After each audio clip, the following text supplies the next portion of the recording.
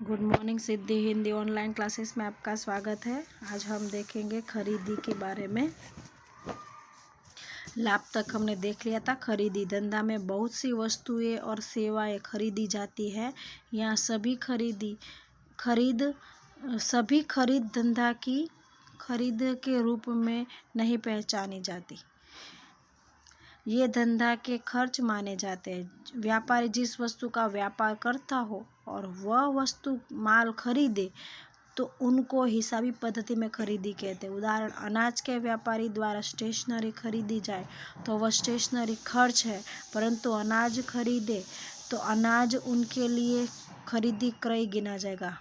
यह खरीदी रोकड़ या उधार स्वरूप में हो सकती है। मतलब ये कहना चाहते हैं कि आपकी कंप्यूटर की दुकान है तो कंप्यूटर आप खरीद रहे हो तो वो माल कहलाएगा और उसको आप खरीदी शब्द लिखोगे।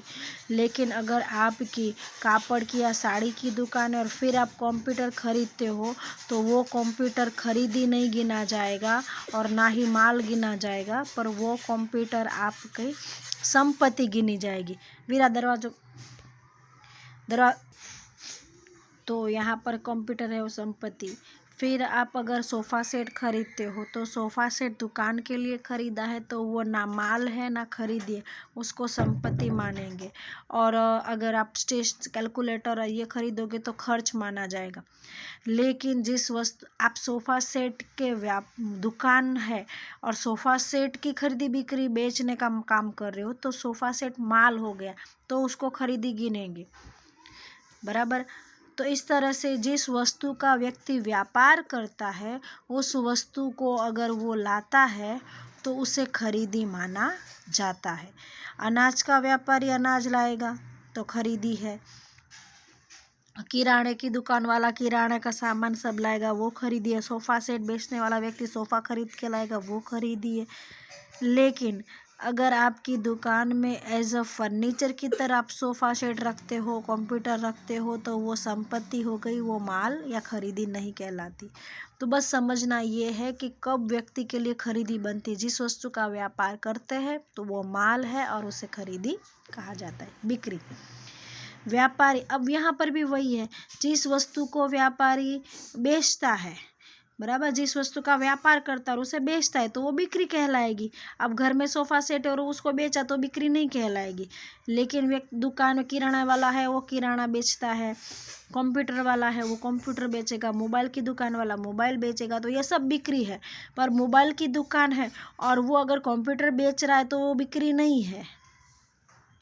व्यापारी को धंधा में विविध प्रकार की आवक होती है। यह सभी आवक बिक्री के रूप में ध्यान में नहीं ली जाती। व्यापारी जिस वस्तु का व्यापार करता हो उस वस्तु माल का विक्रय करे तो उसको हिसाबी पद्धति में बिक्री कहते हैं। अनाज का व्यापारी अनाज बेचेगा तो जो खड़ी हुई आवक है उसको बिक्री के रूप में जाना जाता है। स्टॉक, तो माल का स्टॉक, अब देखो वह माल स्टॉक में ये है कि एक दिन पूरा हो गया तो दिन के अंत में आपके पास 5 बिस्किट के पैकेट पड़े हैं। सुबह जब शुरुआत की तब 10 बिस्किट थे और शाम को 5 बिस्किट के पैकेट पड़ गए और अब दुकान बंद कर दी तो 5 पैकेट हो उसको हम क्या कहेंगे, अंतिम स्टॉक। अब दूसरे दिन की शुरुआत में आप क्या करोगे, वो पहले जो 5 बिस्किट के पैकेट पड़े हैं वो आप शुरुआत में सुबह उसको साइड में पहले रखोगे और पहले उसको बेचोगे। फिर नए बिस्किट के पैकेट खरीद के लाओगे और वो बेचोगे। यानी कि कल का जो अंतिम स्टॉक था वो दूसरे दिन क्या बन गया, प्रारंभिक स्टॉक। पर स्टॉक क्या है, तो जो माल बच गया वो स्टॉक है।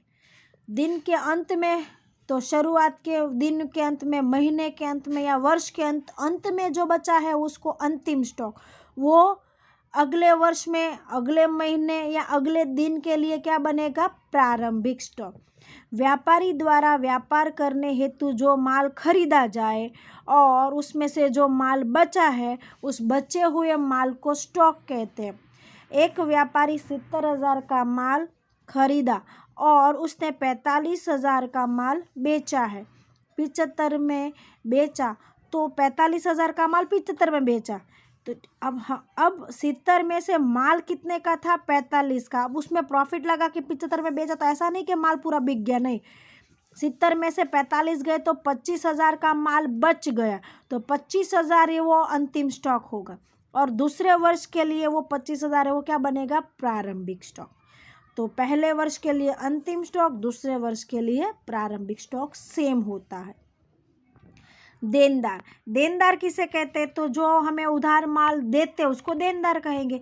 व्यापारी द्वारा अपने देनदार मतलब ग्राहक, हम उधार माल बेचते हैं उस ग्राहकों को हम देनदार कहते हैं। तो व्यापारी द्वारा अपने ग्राहकों को उधार अर्थात कि साख पर जब माल विक्रय किया जाए तो उस ग्राहकों को देनदार कहा जाता है। ग्राहक को जितने रुपए में माल उधार विक्रय किया हो उतनी रकम का वह धंधा का देनदार बनता है। देनदार चालू संपत्ति में गिना जाता है। ये तो हमने देख लिया। हम जिसको भी उधार माल, अगर हम व्यापारी हैं और उधार माल बेचते हैं तो उसे हम क्या कहेंगे, जिसको भी बेचा है, राम को 5,000 का माल मैंने बेचा है तो राम मेरा देनदार है कि मुझे उसके पास से 5,000 लेना है। देनदार याद है तो उसके जैसा कौन है, लेनदार। ये रहा, ये हम देनदार में बेचा है, लेनदार में खरीदा। जिसके पास से हम उधार माल विक्रय करते हैं उसी प्रकार हमारा उधार माल की खरीदी भी करते हैं।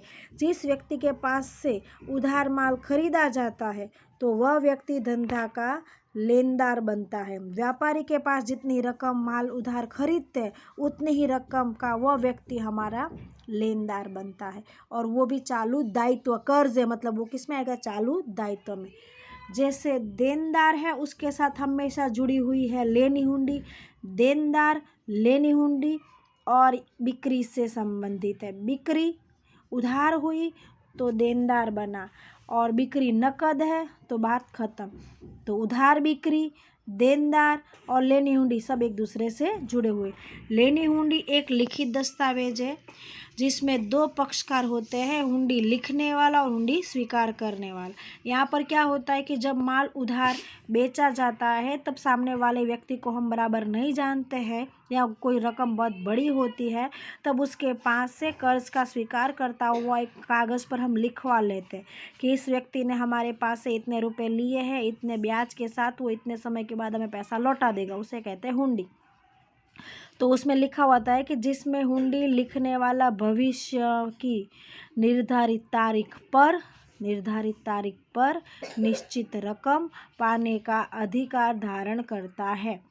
यानी अगर मैंने लिखे तो मैं लिखती हूँ कि राम के पास से मुझे 5,000 रुपये लेने। अब चिट्ठी मेरे पास है तो इसमें क्या लिखा है कि मैं राम के पास से निश्चित तारीख पर निश्चित रकम प्राप्त करने का अधिकारी हूँ, अर्थात इसका लेना बनता है, मुझे उसके पास से लेना है। हुंडी लेखक के लिए लेनी हुंडी गिनी जाती है। अब इस लिखित दस्तावेज में हुंडी स्वीकार करता निर्धारित समय पर निर्धारित रकम हुंडी लेखक को चुकाएगा।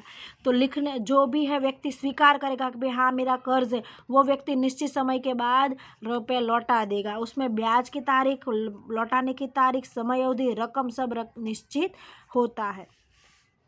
लेनी हुंडी में लेखक को पकने की तारीख पर हुंडी में लिखी रकम स्वीकार करने वाला चुकाता है। सामान्य रूप से लेनी हुंडी देनदारों में से उत्पन्न होती है। सुविधाजनक हुंडी भी व्यवहार में प्रचलित है। इस प्रकार अधिक चर्चा आगे के लेसन में इसके बारे में है। अब जैसी लेनी हुंडी है वैसी ही देनी हुंडी है।